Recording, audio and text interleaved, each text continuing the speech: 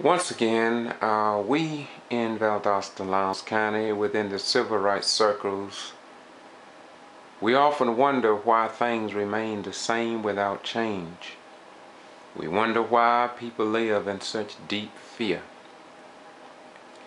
The Honorable Michael Richards, a professor at Valdosta State University, put together a video along with the help of the local NAACP, SCLC, concerned citizens and students at VSU, with the help of the local populace and their participation. Former grand jury members and jury members spoke, and I do recommend every citizen in Valdosta, Lowndes County, the state of Georgia, and across the United States of America to listen to a video, watch the live interviews done years ago, perhaps a decade ago, and find out how and why the fear is so deep and why so little changes here in the location of the home of Moody Air Force Base, Valdosta State University, Georgia Military College, Wiregrass Technical College, and other historic sites, Wild Adventures Theme Park. Yet, people live in fear, and it's only when people are fed up do we get to hear people tell their stories as this brother is about to do.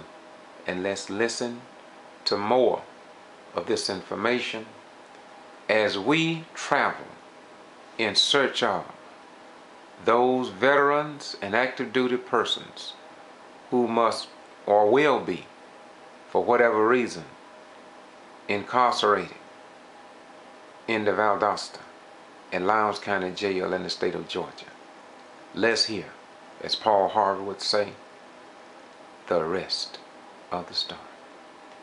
Now I have witnessed and I have seen 1991 in Lowndes County Jail, inmate Antonio Wilson had died out there in Lowndes County Jail. He had pneumonia. We told the sergeant, we told the lieutenant, and they took him to medical. The next morning, this inmate was dead. And I spoke to these officers. The officers told me these words: if you want to make it where you're going, you keep your mouth shut. And I'm not afraid of anything. I will die for what's right. I don't care. Now it's time for the police to stop. I wonder, a few weeks ago when they found out this individual was found guilty for molesting little boys and students at Penn State, I wonder how many people knew about that, but they lived in fear and they didn't say anything. I wonder if there is possibly a nuclear radiation that is probably spewing out of some plant, but because of fear, nobody can say nothing because of the repercussions they may receive. I wonder if there may be a possibility that within the food chain that something could be harming the American people, but everybody has gone to sleep. Yeah. And so nobody wants to talk. I wonder if everybody now is following Rush Limbaugh or Glenn Beck, and they see no good in a person who are in a different political party than they are. Such as, if you go to a filling station and if the Republican hate liberals so bad until they will sabotage or they will mistreat you, or vice versa.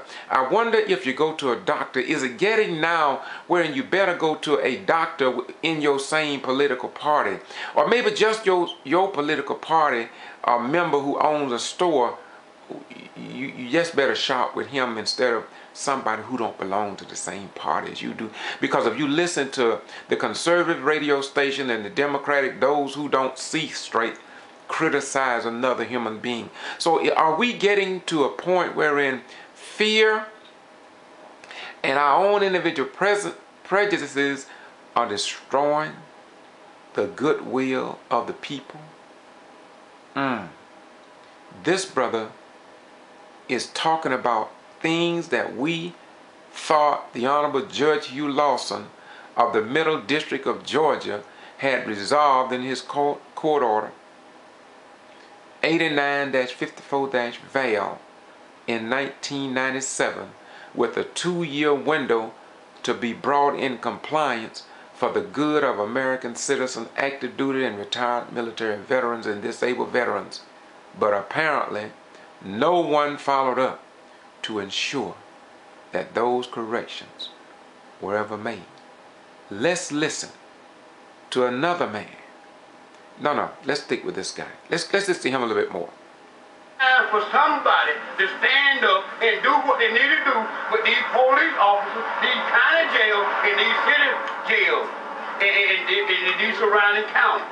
How can we become a people of the United States and of this county when the authority, the overseer, or the head of command is babysitting them and allowing what's going on?